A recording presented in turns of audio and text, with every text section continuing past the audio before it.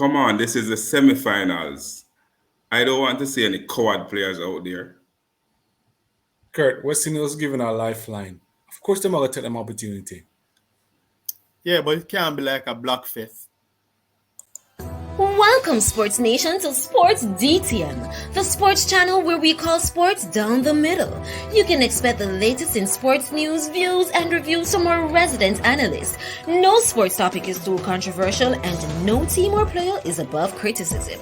So just smash that subscribe button and ring that notification bell to make sure you don't miss out on our balanced offering of riveting sports content. And don't forget to like, share, and leave a comment below.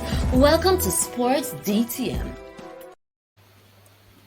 Greetings, Sports DTM fans, and welcome to another episode of Sports Down the Middle, your channel of undiluted sports content. Raymond, Adrian, and I are here to talk about the upcoming semi-final match between the West Indies and Australia. Yes, we've made the semi-finals, Adrian, Raymond. It's an exciting matchup, another match against the mighty Australian. The semi-finals. I mean, how you feel about this matchup, Ray? Well, Kirk, I'm excited. Once again, to get the opportunity to play one of the greatest team in the world. Hopefully, we take our chances big time. Every time I see West Indies, going to the next round, we're saying that, do you believe in miracles? A lot of things played out in our favor, and I'm hoping that this is another chance for us to have one wish and believe in miracles. All the songs come to mind. Let's see what happens. Don't do it. Don't do it. Adrian, the big matchup, semi-final number one, West Indies versus Australia.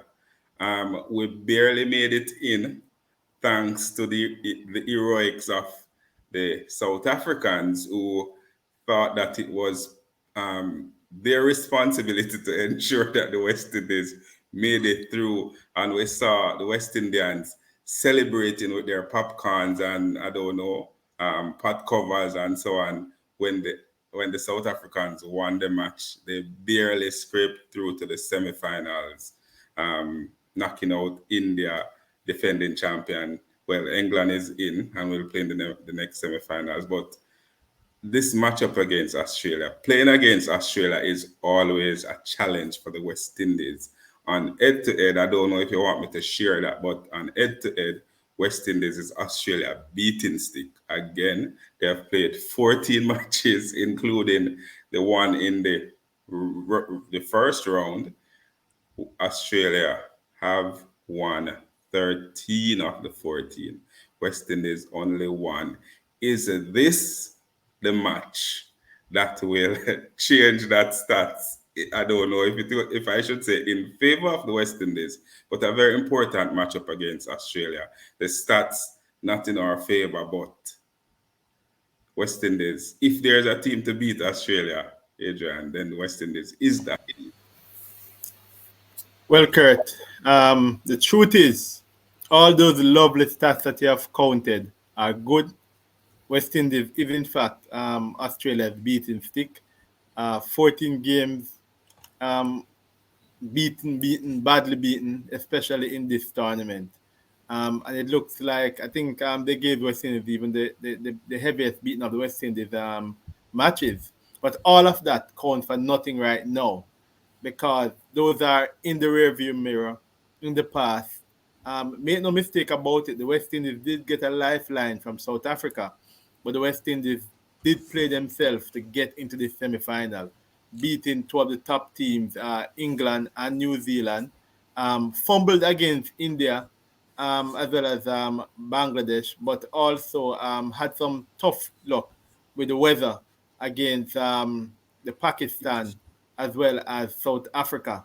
And as such, West Indies are here, and this is the opportunity to shine. We want the law of averages to come in play right now, and if anything should go bad, let it go bad in this match for Australia. Murphy's Law coming in. Lots of laws coming in. Anything that can go wrong for Australia, let it go wrong. The West Indies has a shot at winning. They're in the semi-final. They need to play positive and show that they belong here.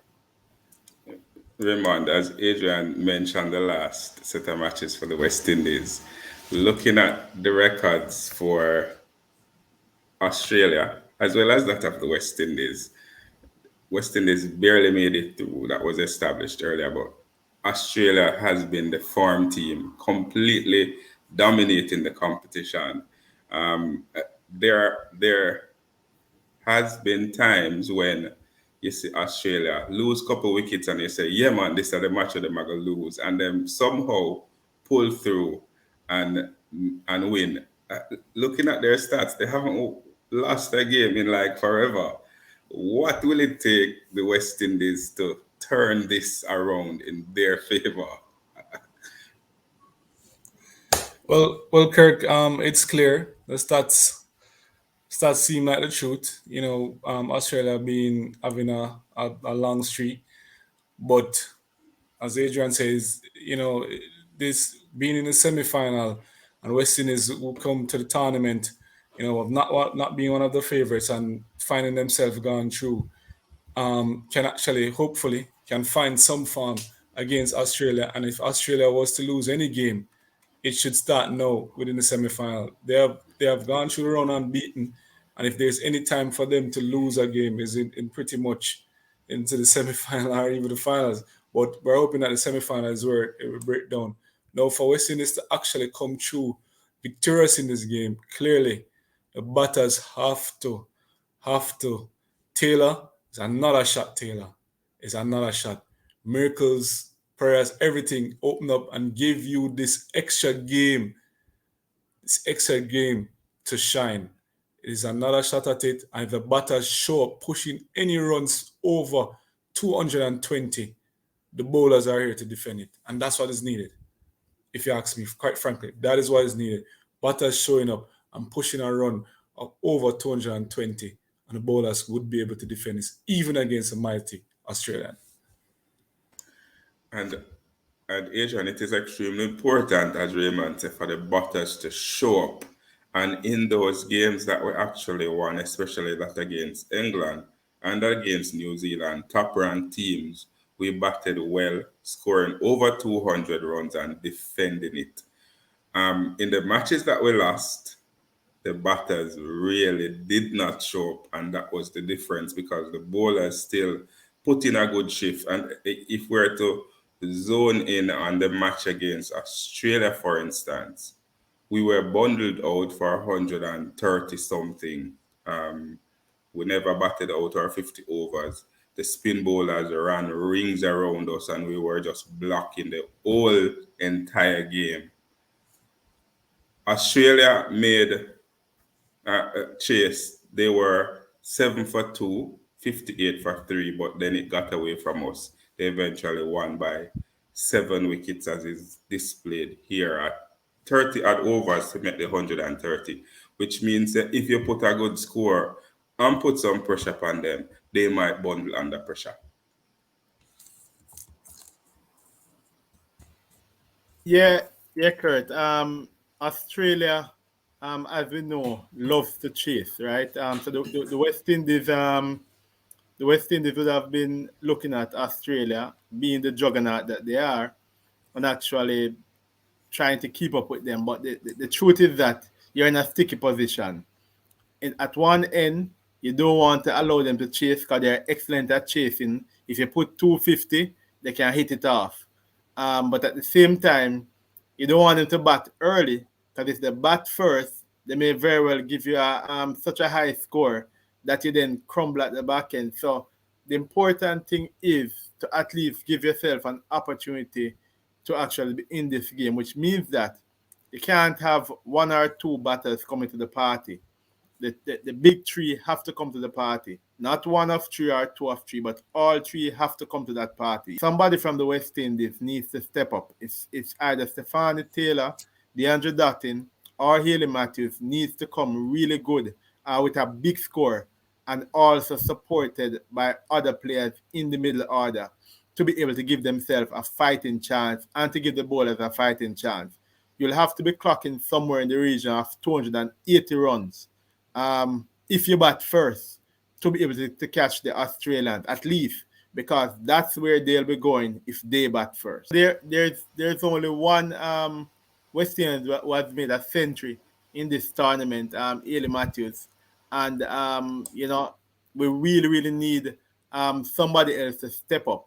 Whether it's DeAndre Dottin with one of those big scores, that 150, or Stephanie Taylor. But the big three has to be firing on all cylinders, supported by other players such as the Campbell, or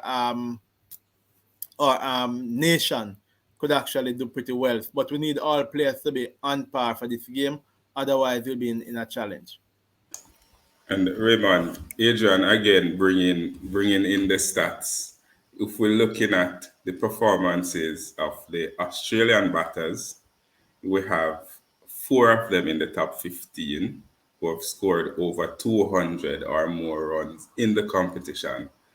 While on the West Indies side, as he mentioned, Ely Matthews is the only other player who score more than 200 in the competition. She's at, I must say, 11th. Australians at 2, 3, 12, and 13 in the top 15. It is extremely important playing against the Australians, and we know the skill set of the players. And if you look here, Perry took 3 for 22. Fortunately for the West Indies, she will not be in the semi-finals because she is injured, but that besides the point. If you look at the skill sets and the ranking of the Australians, we know them have about 6 players in the top 10 for batting. Them have about 4 players in the top 10 for bowling. Them have another 3 players in the top 10 for all rounders, and they lead all the stats. The number one batsman, the number one all rounder, the number one bowler in the world. That is the Australian team.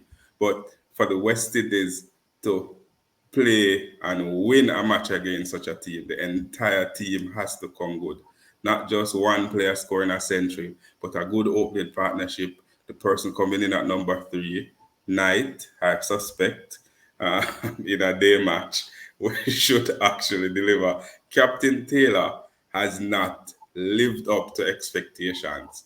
When you talk about the legends of the game, Taylor name is going to be mentioned. However, we're not seeing that when you look at other legends who are playing for the other teams and you think about Australian captain Meg Lanning, for instance. She's leading run getter for Australia. We expect this from Taylor. It has not happened, but this is the match. Another opportunity, might be the last opportunity for them, especially with a team with Taylor, to win a World Cup. So we need the entire batting lineup to deliver. 250 is going to be uh, a good score, but might not be a competitive score against Australia.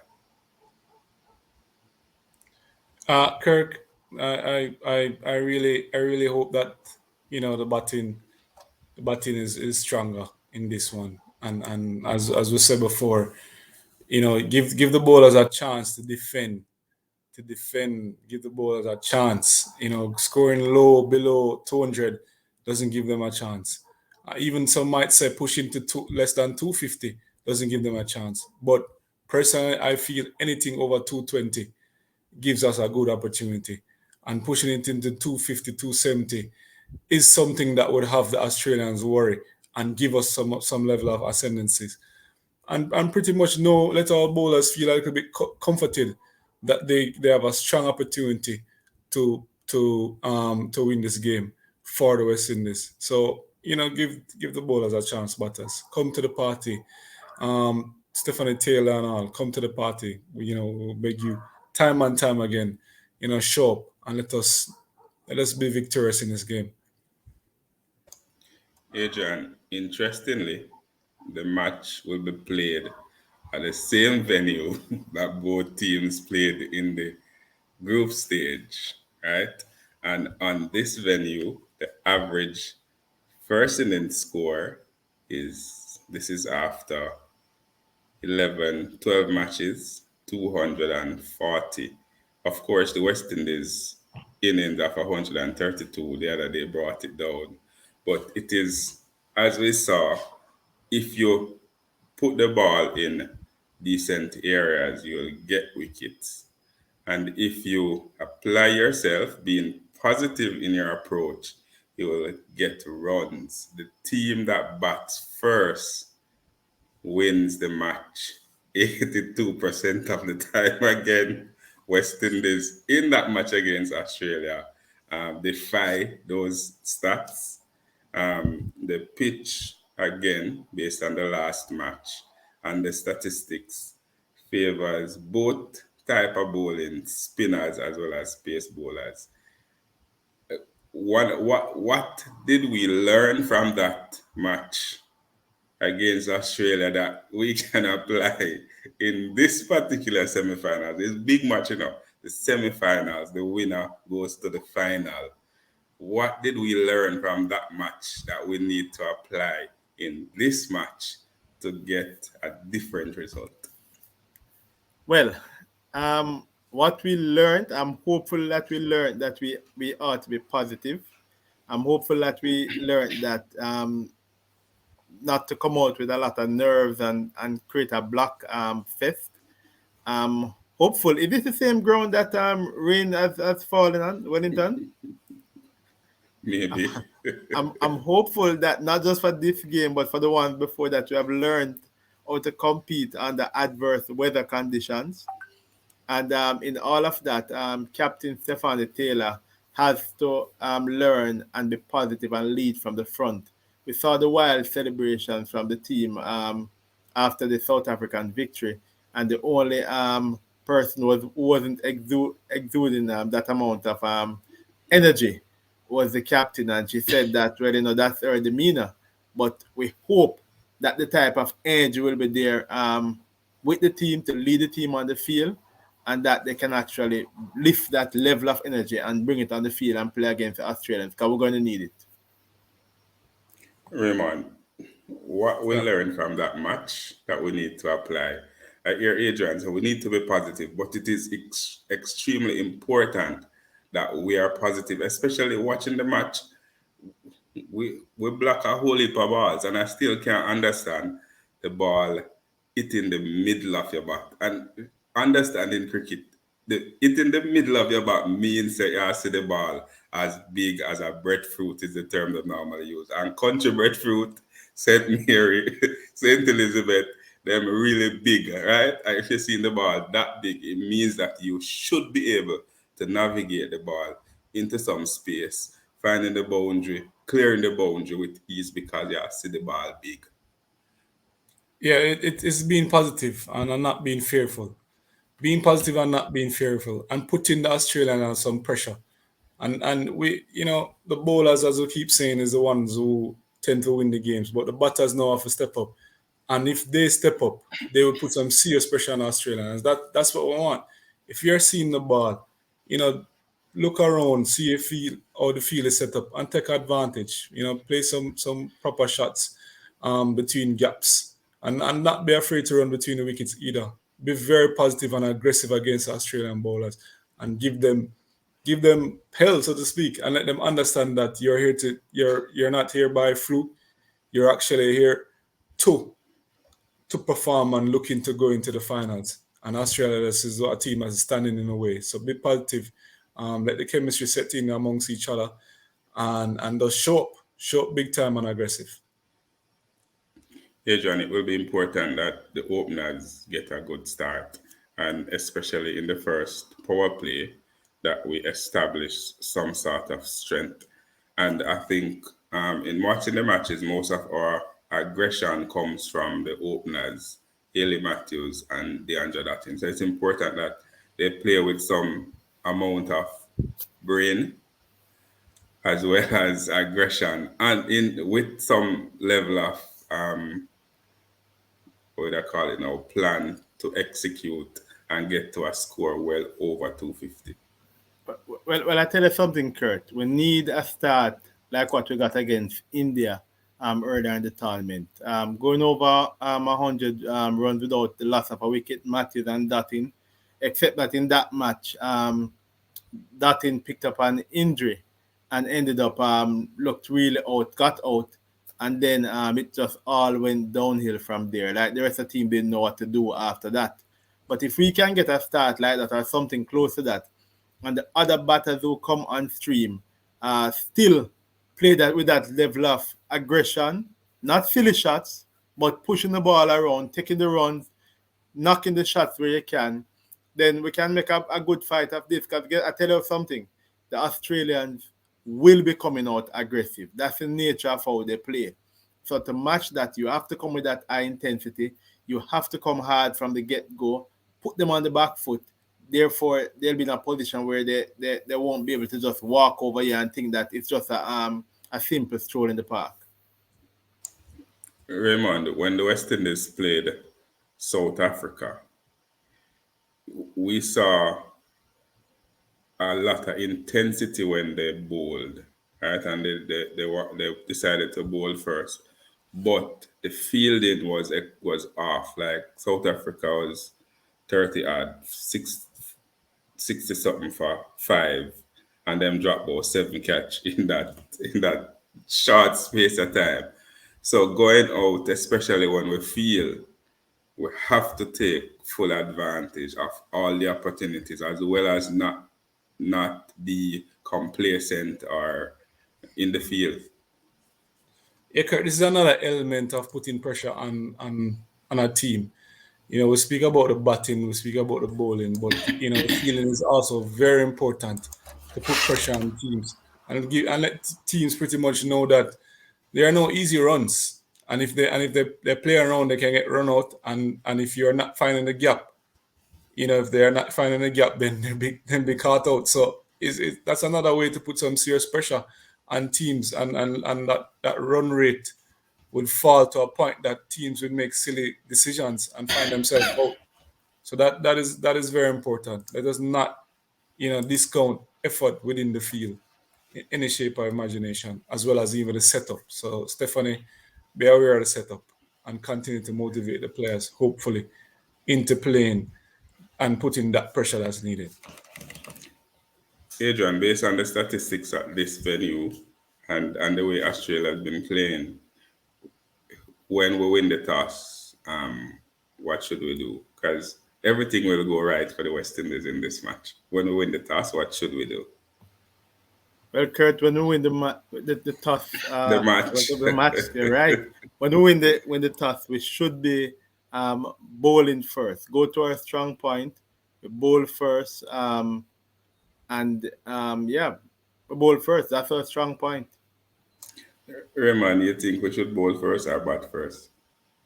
Yeah, I agree with Adrian for sure. We should definitely bowl first. Start out aggressive, and we always say the bowlers can win games for us. So try and skittle them out as low as possible, and then we have the batters them now.